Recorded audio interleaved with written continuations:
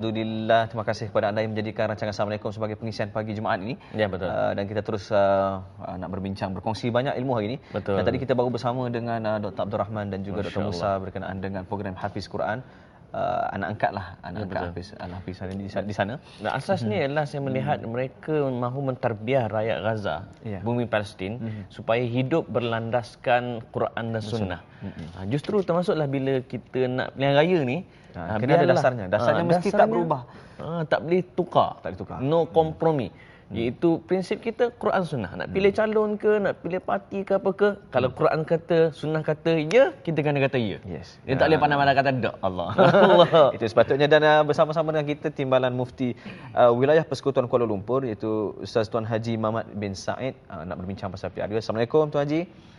Assalamualaikum warahmatullahi.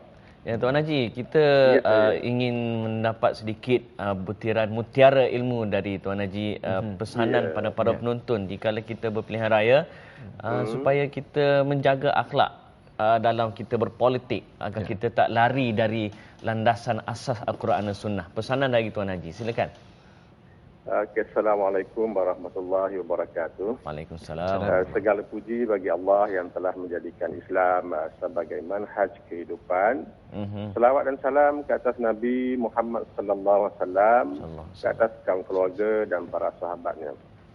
Alhamdulillah, kita sebagai seorang Muslim yang mengaku dirinya sebagai seorang Muslim, mengucap 2 kalimah syahadah, sudah pasti kita akan melaksanakan tuntutan syahadah yang kita buat. Kalau kita perhatikan antara tuntutan syahadah dan akidahnya, kita perlu mengambil berat, terutamanya tentang orang-orang Islam itu sendiri. Sebagai contoh, dalam agama kita banyak ayat Al-Quran dan hadis Nabi sallallahu alaihi wasallam menyuruh kita mengajak orang-orang Islam untuk melakukan perkara-perkara yang baik dan cegah perkara-perkara yang boleh mendatangkan kemudaratan. Ya, Jamil, ya. Jadi sesuatu yang boleh membawa kepada kita lihat kepada kebenaran, contohnya kepada kehidupan manusia, terutamanya orang Islam kita lah.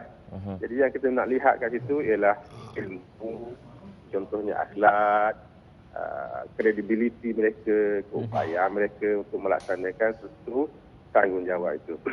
Jadi sekarang ni kita dah berada dalam kelas musim untuk memilih calon, untuk memilih pemimpin kan. Jadi kalau kita lihat dalam kitab-kitab yang dikarang oleh para ulama, tanggungjawab pemimpin itu perkara utama yang menjadi asas. Yang pertama ialah pemimpin yang mempunyai kemampuan dan kebolehan, keupayaan menjaga kesucian agama Islam itu sendiri. Dan yang keduanya menjaga maslahah umat manusia. Kita kata umat Islam dan juga lah negara kita, negara yang majmuk, tentulah masyarakat seluruhnya. Sebagai contoh, kalau kita lihat dalam kaedah fiqhiyah, ada disebut yang dikata tasarruful imam manutum bimaslahatir ra'iyah. Jadi maknanya tindakan seseorang imam, atau kita sebut imam dalam istilah bahasa Arab itu ialah pemimpin yang bertanggungjawab untuk menjaga kemaslahatan rakyatnya. Jadi dalam kehidupan kita ni kita kena lihatlah tanggungjawab pemimpin itulah untuk menjaga maqasid syariah. Cuma kalau boleh kita kongsi ialah kita sebagai rakyat yang kita nak beri mandat ataupun nak beri perwakilan kepada orang lain untuk melakukan kerja-kerja yang sepatutnya kita lakukan dalam kaedah dalam sistem lah. Tentulah ada sekelompok manusia yang diberi tanggungjawab. Kalau kita kat negara kita ada parlimen kan, Ya, saya. Jadi untuk menjagakan maqasid syariah ini, dengan kaedah kita memberi mandat perwakilan kepada orang lain itu untuk melakukan kerja yang sepatutnya dia lakukan. Maka disebutlah kita memberi mandat perwakilan dalam sistem kita melalui pengundian. Memilih seseorang yang bagi kita melihat dia ada kemampuan, dia seorang yang amanah, yang boleh melaksanakan hukum-hukum yang berkaitan, hukum hakam yang berkaitan dengan makalah yang kita bagi kat dia. Jadi kalau kita lihat kepada sedikit sebanyak adab kita nak mengundi ni ialah kita pergilah menunaikan tanggungjawab, sebab undi ni adalah satu tanggungjawab. Jadi kita kena pergi dengan perasaan yang tenang, dengan fikiran yang terbuka untuk melihat kepada fakta-fakta dan hujah-hujah yang diberikan oleh mereka yang boleh kita yakini bahawa boleh menjaga kesucian agama Islam yang kita akan sebutkan dalam wakalah kita tadi. Yang kedua, menjaga maslahah umat. Jadi dalam masa kita nak pergi mengundi itu, kita jagalah diri kita daripada perkara-perkara yang tak elok. Baik, terima kasih banyak Tuan Haji di atas perkongsian tadi. Assalamualaikum. Assalamualaikum warahmatullahi. Itu dia pesanan daripada Tuan Haji Mamat bin Said, Timbalan Mufti Wilayah Persekutuan Kuala Lumpur. Baik. Dalam memilih pemimpin. Baik, dalam kita nak masuk pilihan raya pun kita kena sihat. Nak pergi mengundi pun nak kena sihat. Tapi sihat ni bukan sebelum mengundi je, selepas mengundi pun nak kena sihat. Betul. Jadi nak kena sihat ni, sihat tubuh badan ni kena ambil pemakanan yang betul. Cakap pasal pemakanan yang betul, depan kami tu banyak produk-produk di hadapan kami. Supaya boleh mengundi dengan waras. Okey, bersama kita untuk slot sekarang ini seperti mana yang Fazli sebut tadi, Bayu Delima. Bersama kita ialah pertama sekali Encik Romawi Haji Kasolan, pengasas Bayu Delima. Assalamualaikum. Waalaikumsalam warahmatullahi wabarakatuh. Dan seterusnya Dr. Abdul Razak Ibrahim, penasihat dan perunding Bayu Delima. Sekali lagi Assalamualaikum. Sihat ya? Alhamdulillah. Sihat dengan mengamalkan Bayu Delima. Alhamdulillah. Itu saya. Jadi Cik Romawi, bagaimanakah jus Bayu Delima ni dibuat dan apakah yang membezakan jus Bayu Delima dengan jus-jus yang lain yang berada di pasaran? Sebab jus ni mungkin ada kandungan tersendiri, kelebihan tersendiri. Silakan. Terima kasih Saudara Fazli dan Saudara Amin. Bismillahirrahmanirrahim. Assalamualaikum warahmatullahi wabarakatuh. Alhamdulillah, segala puji bagi Allah Tuhan semesta alam. Jadi alhamdulillah, setelah kita melalui beberapa tahun yang lepas, 2 tahun yang lalu, Bayu Delima ini hadir dalam keadaan yang begitu baik. Sambutan di kalangan masyarakat begitu baik. Sampai ke satu tahap, satu produk yang kita keluarkan dahulu akhirnya dah banyak Okey, baik. Sebenarnya perbezaan kalau kita lihat produk Bayu Delima ini dengan produk-produk lain, sebab kita bukan hanya sekadar jus Delima tetapi kita adalah jus Bayu Delima ini adalah satu formulasi. Diformulasikan Bayu Delima itu dalam bentuk bayu. Bayu ini bermakna hidup, dia hidup. Sebab itu buah yang dipetik itu, jadi kita masukkan dalam botol dalam keadaan dia hidup, seakan-akan ada roh buah itu sendiri, Okey, baik. Dalam masa yang sama kita formulasikan dengan bahan-bahan yang lain, terutama sekali yang Allah sebut dalam Al-Quran. Hadis Nabi pun banyak mengatakan tentang kehebatan buah Delima. Begitu juga dengan kurmanya, begitu juga dengan buah-buah yang lain, yang buah zaitun, buah mana, madu dan sebagainya. So kita kombinasikan di dalam itu dan kita jadikan dia sebagai satu formulasi minuman kesihatan. Sebab itulah kita menemui setelah rakan-rakan pengguna-pengguna di luar sana yang telah menggunakan produk kita, yang telah minum sebotol datang lagi order tak putus-putus. Jadi sampai ke satu tahap yang kita nampak sudah boleh kita pasarkan di luar negeri sebenarnya, tetapi kita masih dalam proses penilaian dan sebagainya. Dan itulah saya katakan tadi, dia adalah satu pemakanan sunnah untuk seisi keluarga. Sebab apa? Sebab kita pun tak berapa nak promosikan dari sudut pengguna-pengguna yang telah menggunakan produk kita, yang dulunya tak boleh berjalan dah boleh berjalan, yang dulunya bedridden, lumpuh dan sebagainya. Alhamdulillah, setelah menggunakan produk kita ini, mereka berpuas hati dan alhamdulillah dalam keadaan yang begini, saya rasa begini baik, dengan kekuatan makanan sunnah ini, buah-buahan sunnah, dan begitu juga dalamnya ada habatus sauda, madu dan sebagainya. Dia menjadi satu kekuatan pada produk ini. Dan doktor, apa yang Cik Muhammad sebut tadi cukup menarik, kandungannya, apa lagi dia boleh mengubati banyak penyakitnya. Jadi apakah unsur-unsur utama yang menjadikan Bayu Delima ni cukup mujarab dengan izin Allah? Terima kasih Delima sebenarnya memang telah banyak kajian-kajian perubatan yang telah dijalankan dan kita dapati bahawa memang satu penemuan-penemuan yang memang agak menakjubkan. Ini buah delima itu sendiri. Buah delima itu sendiri. Dan dalam kita punya produk ni, kandungan buah delima adalah majoriti lah, lebih daripada 60%. Di samping itu juga kita ada madu, kita ada kurma, kita ada mana salwa, kita ada minyak zaitun dan habatus sauda.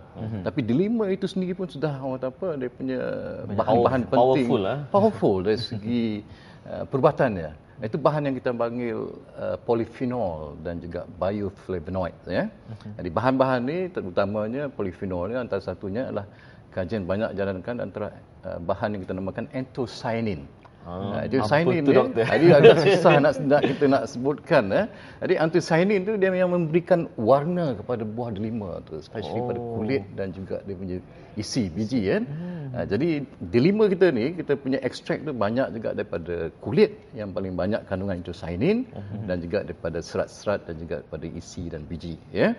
Dan satu penemuan yang baik yang begitu bagus tentang anthocyanin ini, dia adalah kita berhati bahawa satu padanya dia memang satu bahan yang kalau kita ambil berterusan dan jangka masa yang lama, dia boleh melemahkan dan boleh membunuh sel kanser. Jadi kalau kita dari segi kita katakan prevention, mencegah ni lebih baik pada nak merawat, jadi kita perlu mengambil dikata seharian jangka masa yang lama, terutamanya bila kita buat kajian ke atas kanser sel, terutamanya kanser prostat dan juga kanser payudara. Dia berarti bahawa dalam masa 2 tahun dia punya sel tu, dia punya pengembangan dia makin berkurang dan berkurang, ya. Ini adalah penemuan yang ajaib dari segi kajian perubatan, ya. Di samping itu juga anthocyanin ni kalau kita mengambil, dia bagus di mana dia boleh mengurangkan dan juga menstabilkan paras kolesterol dalam badan kita. Kolesterol, Itu penting sebab dalam segi gaya hidup kita sekarang, terutama di bandar-bandar yang orang kata sibuk. Jadi kita selalu sibuk makan minyak, makan makanan-makanan yang berlemak tinggi, dan kadang-kadang kita kata nak berdiet tu agak susah sebab dia kadang-kadang yang paras kolesterol ni dia tak mengira saiz tubuh. Tak mengira saiz tubuh. Ni boleh belum tentu selamat. Okey. Dia tak semestinya kita ni kalau orang kata apa overweight, paras kolesterol kita tinggi dan kita ni kurus macam rendah. Dia tak semestinya yang cakap tadi, kan. Jadi bila kita mengambil delima ni, dia punya anthocyanin dalam delima ni, dia boleh menurunkan LDL tu, yang kolesterol yang tidak bagus tu, tapi dia akan menaikkan HDL, kolesterol yang bagus. Jadi dia akan mengimbangi kita punya ni. Dan lagi satu dia punya khasiat, dia boleh menurunkan paras lemak triglyceride dalam badan kita. Terutama kita ni baik orang lelaki dan perempuan, kalau kita makan berlebihan, jadi makanan tu kalori yang tinggi, dia lebih cenderung untuk pembentukan lemak-lemak yang berlebihan. Jadi kalau kita mengamalkan delima ni, dia akan memberikan kita tenaga. Di mana tenaga datang, dia membakar gula-gula yang berlebihan dan juga membakar lemak-lemak yang berlebihan untuk jadikan tenaga. Jadi kita tak rasa sentiasa lapar. Secara otomatik yang menyebabkan kita jadi diet lah, membantu untuk diet. Tak sengaja. Walaupun di samping kita tengah bekerja pun kita boleh turun berat badan, masa berehat, masa tidur pun lagi cepat kita boleh turun berat badan. Kadang-kadang bila memang saya mengimpikan. Soalan besar kan. Memang, kalau lihat, dan seterusnya untuk orang-orang yang memang ada masalah kesihatan, terutamanya penyakit kronik zaman sekarang, jadi dia akan memberikan tenaga dan lebihnya untuk memberi nutrisi untuk kebaikan tubuh badan kita. Ini semuanya dari segi vitamin dan mineral banyak di dalam delima itu sendiri. Baik, Cik Ramawi, adakah jus delima ni memang boleh digunakan untuk semua peringkat, ibu mengandung dan sebagainya, anak kecil, dan juga mungkin offer ataupun orang kata hari ni punya promosinya, kalau ada hari ni manalah tahu beli 1 dapat 5 lagi. Contoh promosi hari ni. Bankrupt. Okey, baik. Sebenarnya saya nak umumkanlah, hari ini sesiapa yang SMS kepada pihak syarikat, 100 SMS lah. Seperti yang tertera di kaca TV sekarang. Seperti kaca TV sekarang, nombor tu. SMS kepada kita dengan alamat lengkap, kita akan hantarkan sampel produk. ya, dalam bentuk sachet.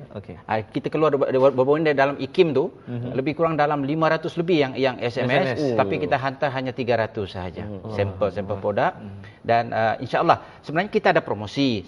Setiap hari kita ada promosi. Malah kalau kita lihat sendiri pun rakan niaga saya ni, suri rumah yang baru pencen pun, yang baru pencen ni pula saya tengok baru ni dia boleh dapat pendapatan melebihi 5 angka.